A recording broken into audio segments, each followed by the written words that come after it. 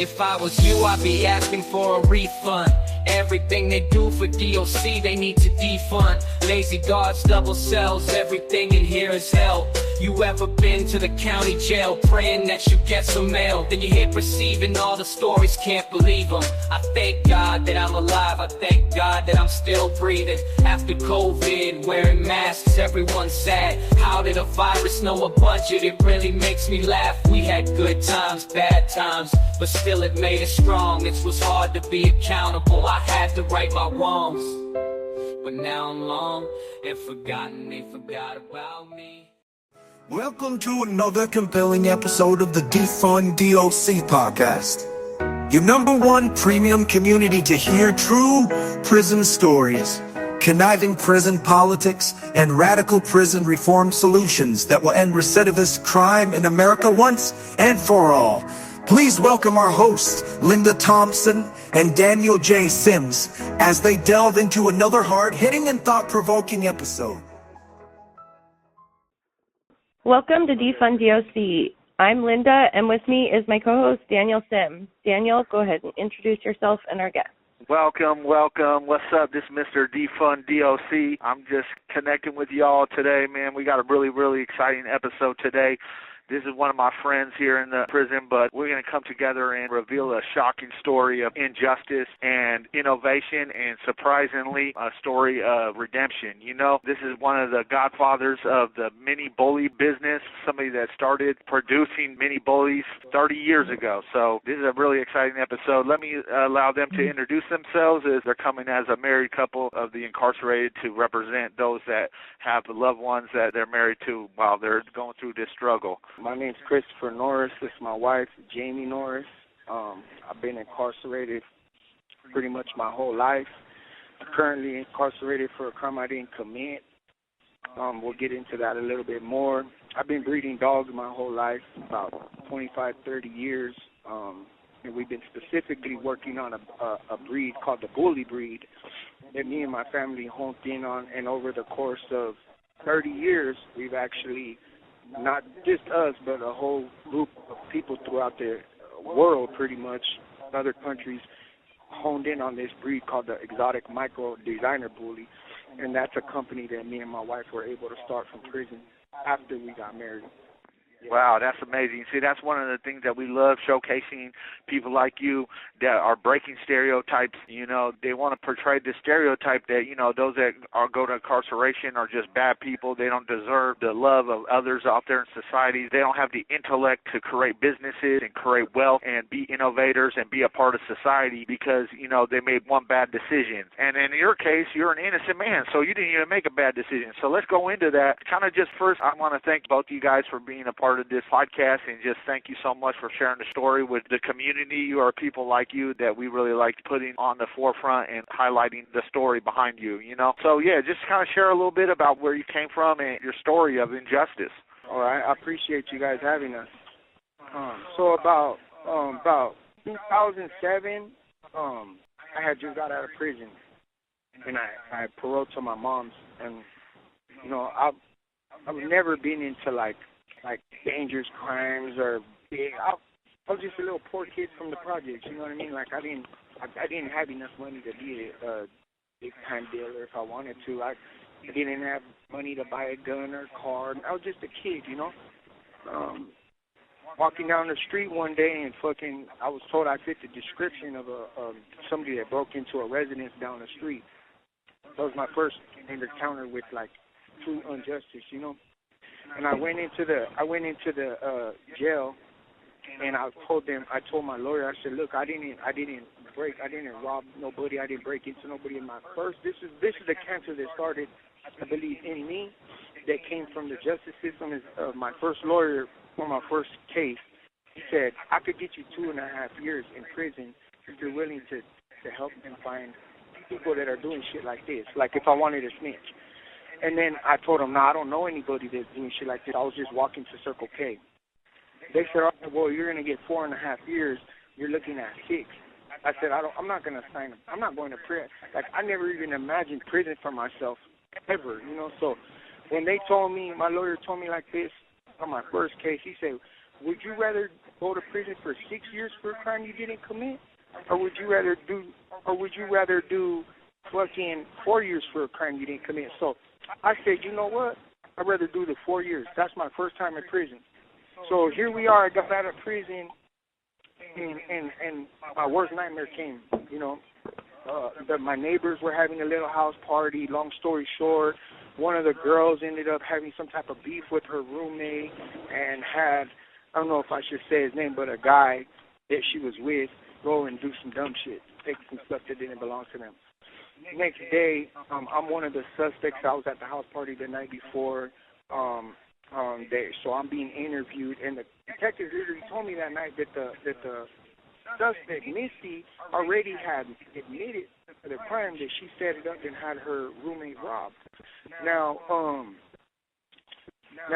the next day, the cops told me they knew I was had nothing to do with it, and they warned me to stay away from those type of people. Well, they were trying to find the dude that committed the crime, but he ran. He was out on the run, so they were watching all of our houses. 2 weeks goes by, boom, I get arrested for the crime. They're telling me, look, don't worry, you're not going to go to jail. Basically, we just want you to snitch. You were there that night, we just need your help. Help us figure out what happened.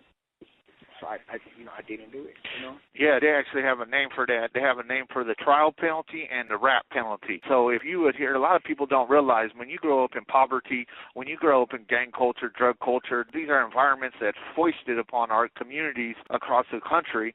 And you grow up in these cultures, you know what I'm saying, where you can't tell on people, you know what I mean, like you have to adhere to the code of the street lest you be assaulted, lest you be murdered. And so I get it. That's the thing, man. People, they want to demonize that, but really in reality, you're just a product of your environment. You're just a young kid grown up in poverty, kind of adhering to that culture. I'm going to share something that I've never shared, but I'm going to share this with you and your wife and your audience. When I didn't realize the significance of the crime until they told me I was looking at life in prison.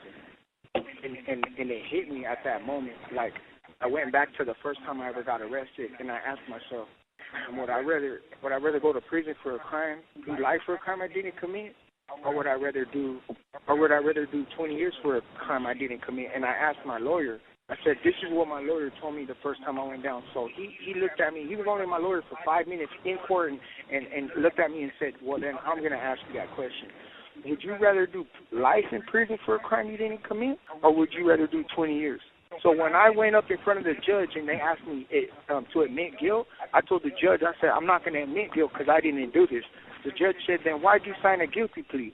I said, because the prosecutor just asked me a question. I said, would I rather do 20 years for a crime I didn't commit or life? And she said, and what's your answer? I said, I'd rather do 20 years because I'm young and I could at least come out and at least have a chance to live my life one day. You know, so I was kind of forced into this situation. Meanwhile, I never knew the victim identified somebody in a photo lineup. And they got the person's DNA.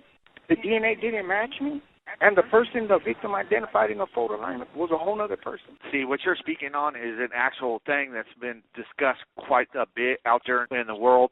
A judge actually wrote a book on it called Why the Innocent Get Found Guilty and the Guilty Go Free. And what it is they are coercing you into pleading guilty to these crimes, even if you're innocent. Because, look, when you're faced with the legal system, you're a cog in the machine, and you got to face this big legal system where you're treated like an animal, and you kind of just want to just listen to this attorney that trying to get you through it, but in reality, it's all rigged against you. So don't blame yourself. That's the actual thing that's been discussed quite a bit out there, how innocent people plead guilty, and it happens prodigiously across the country. So don't be hard on yourself about that, you know? It's hard because, I should have been smarter than that. I shouldn't have panicked. I should have read the police report. I should have went through all my shit. I was young. I didn't know nothing about the legal system back then. I was afraid. And like I said, I was going to say something. Anybody could be a gangster. Anybody could act gangster. They could say all this and that. But when you're given an opportunity to go home or do life in prison, shit starts going through your head, and I remember asking myself, should I snitch? Should I do that and go home? Should I do life in prison? I'm human, but I told myself, I'm not going to do that because I don't even know what to snitch on. I would literally be lying on somebody, not snitching on somebody. I would have to lie and set somebody up and I didn't want nobody else to go through what I was going through at the time. You know? Wow, that shows your morality, your humanity, and you know what? A lot of people have fallen victim for that across the country as well, where they're coerced and pressured into telling on people that are innocent. And so, good on you, man. Good on you, man. And I hope the audience will appreciate that. Literally over here fighting for your life right now. And don't you have a powerful organization behind you currently? Yeah. So, like the Innocence Project just reached out to my lawyer because 5 years ago, we hired a lawyer, and he's fighting my case. He's doing the best he can. But I acted as my own lawyer for the last 10 years, and I'm sitting here trying to fight against the United States myself. Illiterate Mexican from the neighborhood. I'm in here reading 12 hours a day, books, studying. I'm literally I'm fighting for my life, like you said. And when I first came through the system, like the first 5 years, it didn't hit me. The amount of time I did, it didn't hit me. After 5 years was up, I was running wild. I became an addict. And then let's say 5 going into 10, I started to deteriorate mentally, physically, emotionally. I just gave up on life, like it hit me. And then after 10 years, literally one day, I just prayed to God and I asked for help. And it's crazy because I ended up meeting a doctor, my beautiful wife, and we started corresponding through letters at first, talking, and she started coming to visit me. And before you know it, we ended up getting married, starting a company, and then the human in me got to come alive, got to be born. I'm no longer just a prisoner. Now I get to be myself, Now I've always been a provider, Yeah. I've always taken care of my whole family. That's awesome, man, because, I can hear the emotion in your voice, man. This is a sad story. This is happening to our people across the country. People are getting slow death sentences, and it's just an injustice. Like the state should not have the power to murder our people with slow death sentences. And it's not like this is making the country safer, because the actual data has proven that long institutionalization actually makes people worse and increases recidivism. So that's and in regards to your study of the law, getting after it, that's a man after my own heart. I'm a jailhouse lawyer. I'm proud to be a jailhouse lawyer. We're the ones pushing for civil rights and fighting for the dignity of our incarcerated community. And, man, good on you for that. You know what I'm saying? And congrats for finding love. My wife, my co-host right here, man, it opened up a whole new part of, it opened up a new part of my heart, a new part of my mind, my meaning, my purpose in life, and, just identify with what you were saying. Like, I've been incarcerated as long as you have. We look, you're Hispanic, but I'm white, homie, but we look fairly, for those of you who just want a mental image, his whole head is blasted, tatted back, just like mine. My whole body's tatted, his whole body's tatted, and, we have that same kind of vibe. We've been down for decades, I just want to say, because you're talking about how you look similar, so we were at visit yesterday, and they were sitting at the table next to Daniel and I was bringing the food out to Daniel, and I almost put it down for Christopher. I thought, out of the corner of my eye, I thought that was, because we had sat at that table the day before, but they do, if you're not looking right at them, they do look similar.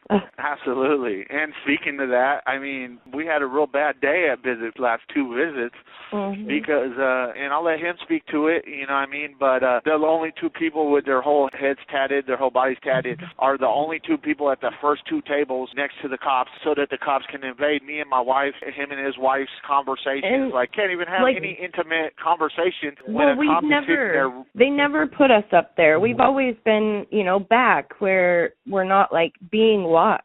So for the past 2 visits, I kind of thought it was weird that they were putting us at table 1 and table 2, right where we've got officers staring at us the entire time. Yeah, it's such a just like a degrading feeling. You know what I mean? It's just wrong that. Like I was telling you guys, our families ain't in trouble. Our families ain't incarcerated. It's supposed to be a friendly family place. Our families are supposed to come in here and visit us and go home. For all they know, there's fucking, excuse my language, cotton candy and Ferris wheels on the other side where we're at. But they paint this picture They make our families feel uncomfortable and unsafe.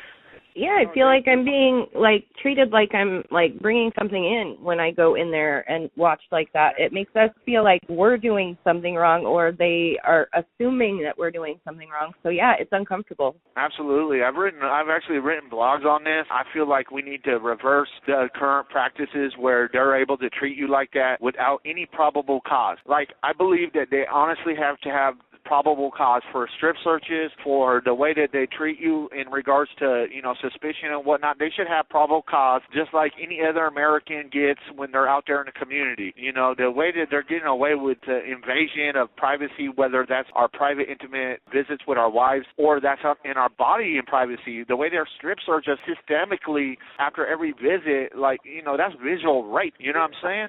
The first time I got stripped out, I remember I got down to my boxers, and the officer's like, I need your boxers. And I was like, my boxers? He's like, I need you to take off your boxers.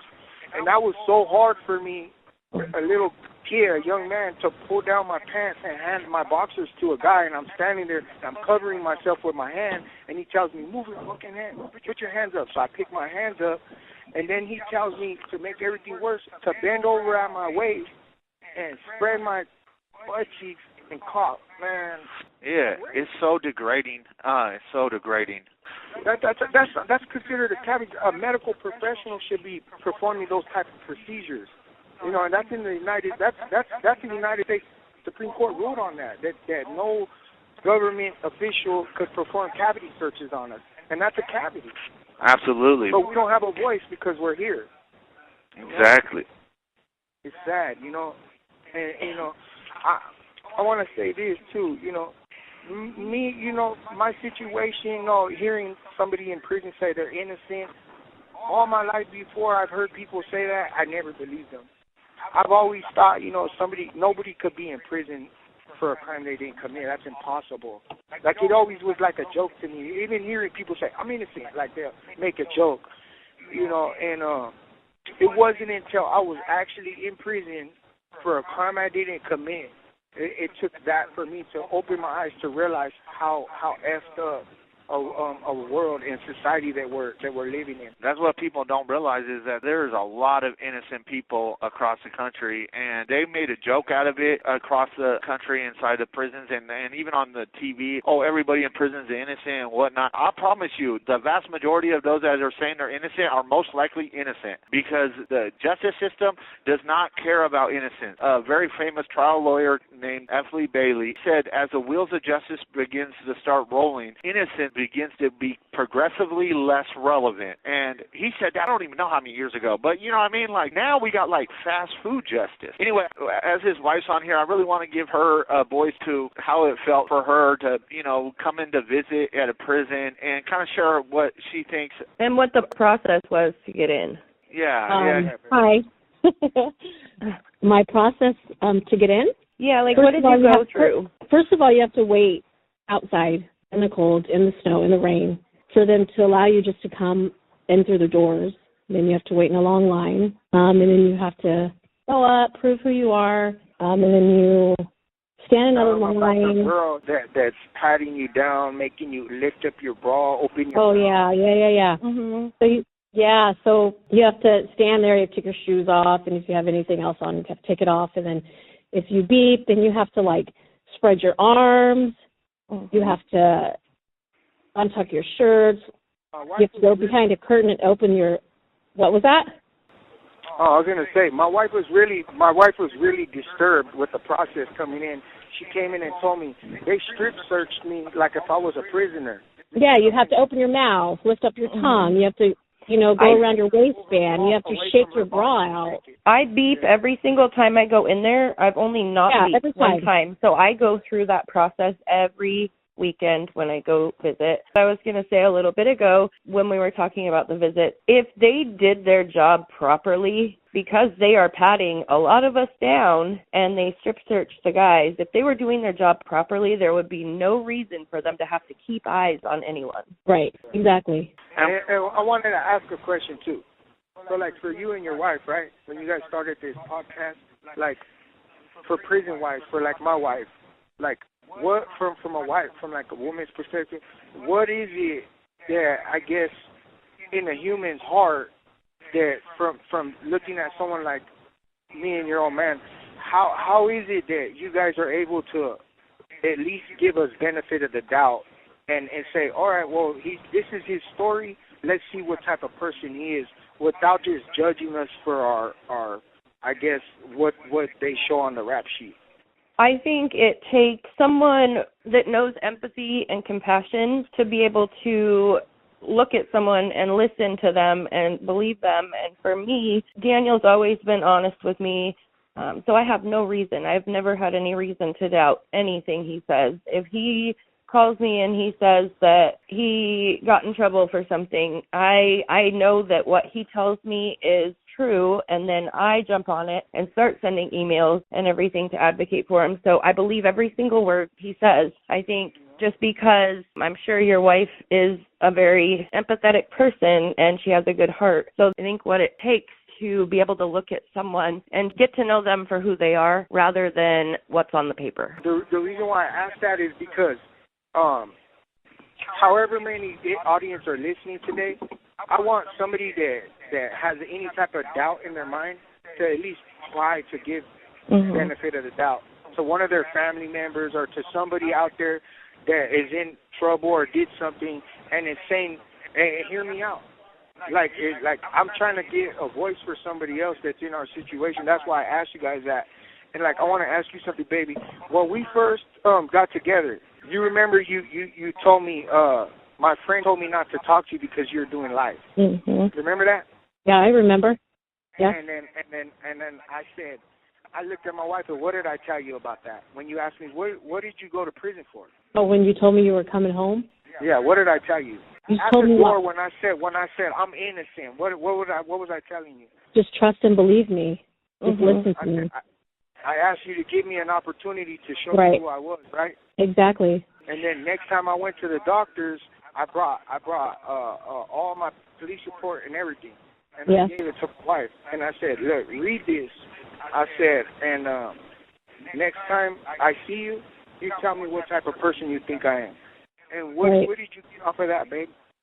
That you're innocent. You're a good person. Like you can't listen to anybody else. You just have to trust and believe and see that person. Doesn't matter what anybody else says or hears or does. So in the last 5 years, she went from being a medical professional to /lawyer. What do you think is the most significant highlight in my case? That you're innocent. We have DNA proving that it's not you. That's awesome. So there's DNA approved. There's DNA, and that's what the Innocence Project has. Because there was a waiting list, right? So they came to it. They saw, look, there's DNA here, and we have something, so we need to get this involved with this lawyer and get this guy home. That is awesome. And, Godspeed on that. They need to actually start working towards getting him home to you. Yeah. And good on both of you guys for finding love in such a dark place because you got all of the chips against you, you know what I mean? And a shameless plug, the homie right here was trying to encourage people to find a prisoner to try to break those stereotypes, those wrongful images in your brain. We got a pen pal website coming out soon, Elite Inmates. Make sure that you start checking that out once that comes out. So can you kind of give the audience a little brief synopsis of your business with your wife? Because, me and my wife, we're entrepreneurs as well. We're starting these businesses. We're breaking stereotypes. We're kicking in doors in regards to innovation and trying to, break stereotypes. So share with the audience your business that you are breeding Mini-Bullies and kind of break that down. All right, so our company's America's with a Z _ Notoriouz Exoticz. So America's Notoriouz Exoticz. And so it's kind of funny how we got into breeding. I've been breeding dogs my whole life, me and my family, but my wife hasn't. So I'm trying to convince my wife to embark on these business adventures. And the first thing I realized is my wife, when I showed her that paperwork, I don't mean to go backwards, but when I showed her that shit, she the next time I went to go see her, because she was my physical therapist, the next time I went back to go to the hospital to see her, she almost started crying. She was like, why are you in prison? She's like, who's this dude, Sean? Like, why are they pointing out somebody else on the photo lineup, but you're here? And I told her, that's why I just need someone to hear me. I never knew that existed. They hid that shit from me for over 10 years. I never knew there was DNA. I never knew The victim pulled the dude's mask off, scratched his face, scratched his hand. I never knew they had the scrapings. I never knew the next day when they went to interview the suspect, they found him with the scratches on his hand and his face. Whoa. And the victim said and there was only one person that did it. It wasn't like an accomplice or nothing. And so the next day, they seen him with the scratch, and they asked him, how'd you get those scratches on your face and your hand? And he tells them, me and my wife got in a fight last night. So they asked the wife, they said, what happened between you two? She thought she was going to get in trouble for domestic violence, so she told him the truth. She said, I don't know how the hell he got those. She said, he left last night, came home in the morning with scratches on his face and said he got in a fight.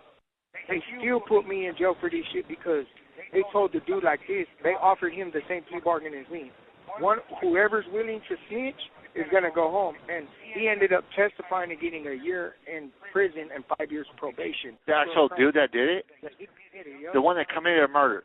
Oh, my God. Hey, so let me ask you, as a jailhouse lawyer, have you tried to do the Brady violation? Because that's what it sounds like. I barely see, like, shit like that, like, the Brady violation. I didn't even know I was in that category until I received that paperwork. And I barely received this paperwork, like, maybe 3 years ago.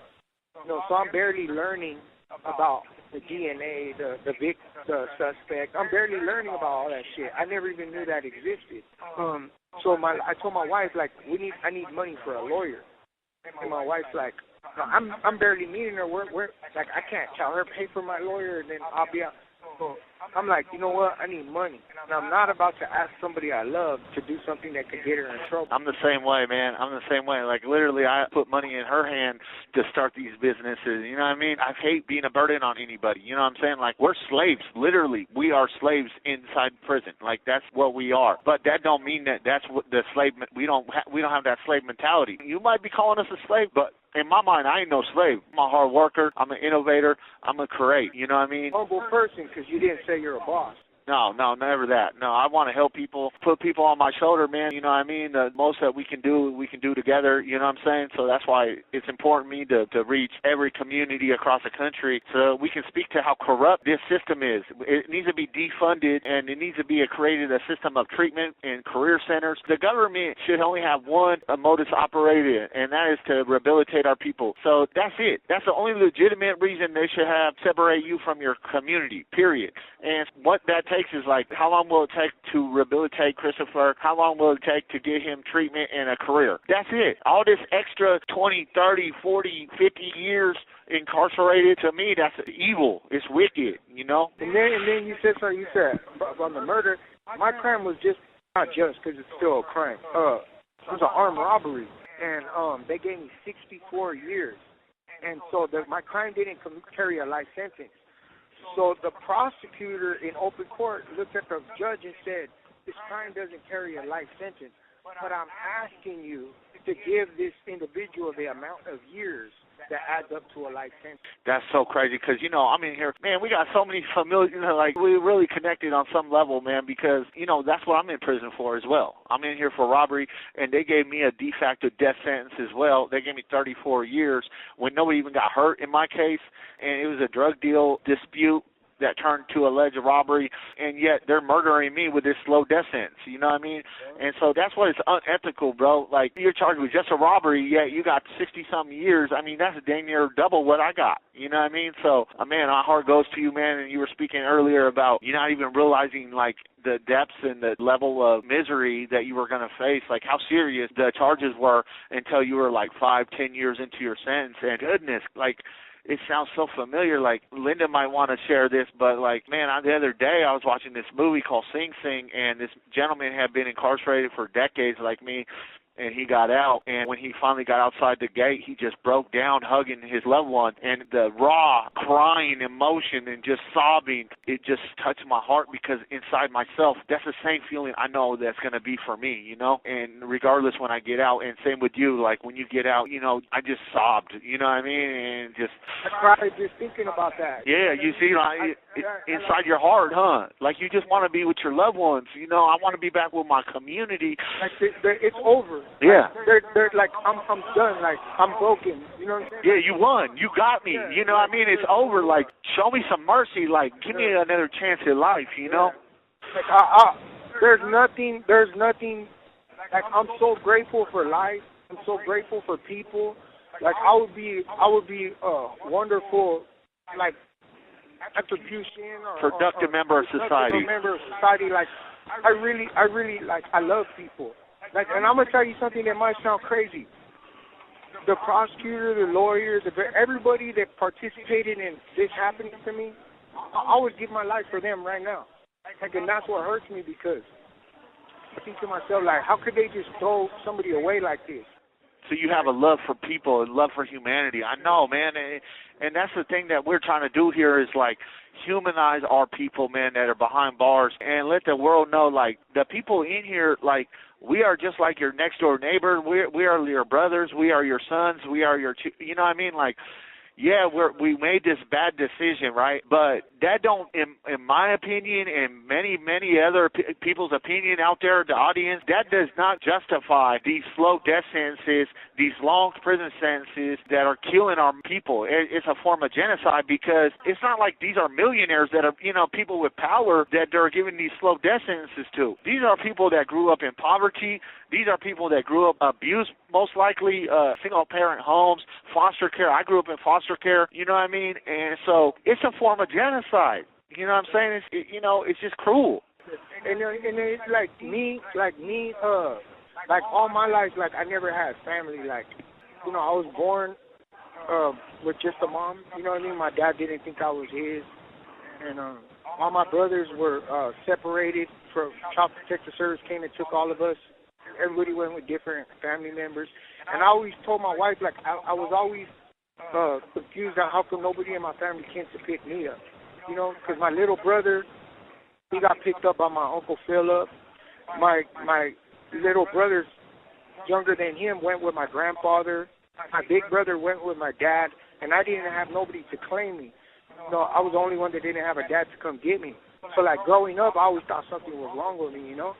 And, like I always wanted to, like do extra for people. Like, if I clean someone's yard, I clean it until it's, like, spotless clean. I wanted to always, like, make people happy, impress people, because I wanted to feel like a family. You know what I mean? I wanted to have a family. Like, and I think when my lawyer and them were like making me feel like that, like, just like, we're here, we love you, we care about you, just coercion. Yeah, like, we're gonna be your family now. You're not alone. And I got sentenced to life. Not one person was in there, just me by myself. Like, you know, and part of that was because my mom was gonna come, but I lied and told her they rescheduled my sentencing because I didn't want her to see me get sentenced to crazy amounts of years. You know? That's sad. It's a heartbreak, man, and it sounds so similar to my story, man. I wrote a book called Hopeless in Seattle, Foster Kids Manifesto, and my mom and my dad abandoned me at the age of 9 and 10 into the foster care system, and I had 4 other siblings, and not one of them went into foster care. You know what I mean? So that is something that literally inside my soul, inside myself, I had to struggle with for a long time, and, you know, I self-medicated with drugs to, you know what I mean, get over the feeling of abandonment and depression and just, you know what I mean, like the words that you were saying, like, why not me too? You know, why did you reject me? You know what I mean? And that stuck with me for a long time. You know, that's one part about being in prison. Like, we have to work on ourselves, and most of us do so, you know? Yeah, so I feel like my cause in life, like, after I got, like you said, abandoned by my family, I felt like after that, growing up, my cause in life was to be the sacrificial lamb. I feel like every time we got in trouble, or a group of us, I feel like my job was to take the blame for everything because I didn't have family. I didn't have nobody to love me. I didn't have no one.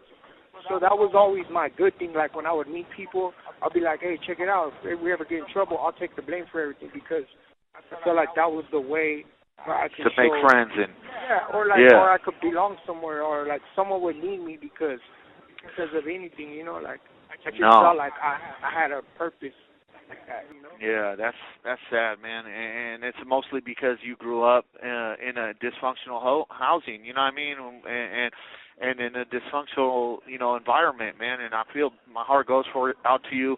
I know the audience is feeling you. You know what I mean? And good on both of you guys for being able to, you know, make a bed of roses out of those thorns. You know what I mean? And continuing to struggle forward. You know, Yeah, it's heartbreaking, man. And you know what's sad is, like, when I said what I just said earlier about how most people in here are, come from broken homes and poverty and whatnot, I didn't even know your story. Like, literally, we're kind of just going on the fly, and then you just reveal to the audience exactly what you went through as a child. And see, that's what I'm saying. Like, everybody out there, this defund DOC community, I promise you, the vast majority, 99% of our people out in prisons right now are coming from abusive homes. They're coming from foster care. They're coming from poverty. They're coming from gang culture, gang violence, drug culture, drug violence. Like, these are the lifestyles that they grew up in most of the time, and yet you're judging them for being, they were the first victim, you know what I'm saying? And then what about his wife? She's a victim now, of this long prison system, the long prison sentence that her husband has, just like Linda is a victim. And they don't, they don't have no consideration. What about the potential children you could have had that the state has sterilized you due to a long prison sentence? You know what I mean? So there's so many levels of it. I mean, I have a son out there that I haven't spoken to in years because he has been poisoned against me, the prejudice, and now there's most likely I might never, see him again. And it just breaks my heart, man, and I see it over and over again, Same thing with me, too. My kids think I abandoned them. They hate me. It's sad, And I feel like I was saying a little minute ago, like, I always feel like if there's a messed up bed that somebody has to lay in, I'll lay in that bed. If somebody has to starve, I'll starve because I know how to starve. I know how to be hungry. I know how to be sad. I know how to hurt. I just don't want other people to feel that, And so I told my lady, we need a lawyer, and I'll come home. She was like, well, I could save up my checks, and I said, we need to start investing. So the first thing I did was I started becoming myself again. I started becoming a human. I had no contact with the outside world, so I started getting newspaper, and I started looking through the articles to see, like what I could flip. And I seen a gold ring. I bought the ring, flipped it. And then I took that money and bought a Louis Vuitton purse. And I tried to flip it, but my wife kept it. Oh, okay. And I started doing that. I started buying and selling shit online that I could buy and flip it for a little bit more, and then slowly but surely we saved up $10,000 and hired my lawyer. That's filthy, man. Good on you, man. And you know what? That goes against the whole stereotype out there. Like, they want to make us out to be like this group of people that are just violent, that are just drug users. But here you are, literally from prison, trying to help contribute toward your freedom and fighting for your innocence. And, man, that's awesome. I don't blame you for trying to keep the Louis Vuitton purse, though. I don't blame you. I can imagine that purse must have been on point. Yeah, so like we started getting all type of different little hustles and this and that. Then I told my wife, I said, I want you to know something. I'm a dog breeder. I said, I said, you're an exotic woman, so I want to get you an exotic dog. And she was like, what's an exotic dog? And so my dumb ass gets her a pug. Oh, no. Hey, my wife she got a corgi. My wife got a corgi. Oh, man. So I get her a retarded pug inbred. This fool is the opposite of what I was trying to do. So then I'm like, I'm going to go back to what I know. So then I go I told my wife, she's like, what's your favorite dog? I said, the bully. She's like, what's a bully? I said, you don't know what a pocket bully is? She goes, no. I said, before I got locked up, we created a bloodline of dog called the pocket bully. I wanted to make it even smaller than that. I want to make an exotic micro nano bully. And she's like, what? So we started looking it up, and I started reaching out to old contacts. Before you know it, we're in contact with some people from China, and we're doing business with these people in China. Then I start doing business with micro-bullies. Then I start doing business with these people in Germany. Then Germany took me to Brazil and then Spain. These are all over the dogs. So once I realized how globally connected this micro-bully world has become, I told my wife, let's go all in. We saved up all our money. We put $3,000 down, saved our lawyer money, paid the other $3,000 payments, got our first female micro-bully. And Before that, we bought a bunch of dogs. We just kept getting burnt by people because I'm in here, my wife don't know enough, and people be like, oh, yeah, the dog's this and that. So my wife will go look, oh, it's beautiful, and she didn't know what to look for, and people were jacking us for money. Supposed to be my friends. They were going to help me flip my money. They were running off of my money. Finally, bro, I just got into these dogs, these exotic micro-bullies, and it's a happiness. The love and the loyalty that these dogs offer on a daily basis is something that I can see in people like you, myself, and it's just something that I love to do. You know, I want to breed. I want to make these dogs healthy. I want to get rid of the soft pellet problem that the Frenchies have from the smashed faces. I want to get rid of the heart murmurs, the heart problem that the Old English Bulldog has from their being overweight and stumpy. So what I did was with the micro-bully, we added a little bit more snout in the terrier. That got rid of the soft pellet problem so they could breathe. And then I also got rid of the cardio issues because it took a lot of body fat and added muscle. So now, you know, these micro-bullies, I can't say that I'm the godfather, but I've had a lot to do with honing in and cutting out all these defects that were going on with the anatomy of these dogs. Man, what got you so interested? We can hear that passion, and you know that's the one thing that you got to have, man, is passion, man. I got passion for this community. That's why Defund DLC's here. But what brought that passion for Mini-Bullies? I think what brought the passion is just love and life. Like I wanted to live still. Like I didn't want to just be in prison dying. And my mind. Have you ever did this late in your bed and hear a song and picture yourself driving down the street? All the time. You're like, this is something I think prisoners do. Like, and I think this is something that humans do by nature because there's nothing natural about what we're going through right now. And I think this is the worst existence in this whole country right here. This is probably the biggest civil rights struggle of our time right here, mass incarceration. But you know, like humans, you know, we're social creatures. You know, like we're born into packs. You know, we got our mom and our brothers, and we stay like we're pack creatures until we hit a certain age, and then we create our own pack.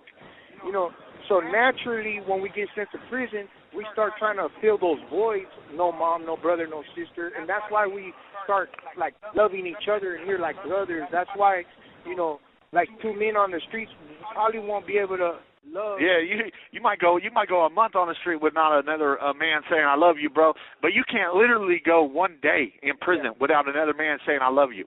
It's weird. But it's understandable because we lack the love, you know, that the society has out there. You know what I mean? Yeah, I get it because you could be surrounded by 1,000 people in prison and feel alone. You know what I mean? Yeah, that's sad. So I think with these dogs, like. What I did, like I was saying, like laying on the bed and just imagine. My imagination took me here because now that I got support on the streets, I got to exercise my abilities and I got to educate myself. And so I started learning how to create like different businesses, how to manage the business, how to do this and that. And look, all legit from prison in the last 5 years. I paid for my wife's car, her house, her car. Like, I bought her a fucking car, excuse my language, house, car, everything from prison, legit. And that's to be commended. You know what I mean? Both of you guys are working together to buy houses and buy cars, and me and Linda strive for that as well, man. And that's awesome that you guys are able to find love and you guys are building an empire. You know what I'm saying? Like, the Mini-Bully empire someday, I'm going to have some of them Mini-Bullies, I promise you. And we're going to be hanging more, you know, and trying to build a friendship in here. You know, that's how it is, man. We got to just stick together and get, you know, you got to stick around other people that are innovators, that are business-thinking people that are not stuck in the grime and the muck, you know what I mean? The elite of prison, you know? And so, yeah, man, we appreciate you sharing your story today. Appreciate you guys. Yeah, most definitely. And, man, keep that fight going. And before we go, I kind of want to, you know, kind of touch base about your guys' loves. How, from your wife's perspective, how did you get through the how did you get through the hard times of not having your man right there next to you, you know? It's hard. Just trust the communication. Got to have that communication, emails, the phone calls. You just got to stay strong. It's the strong connection that I have with him. He's my soulmate.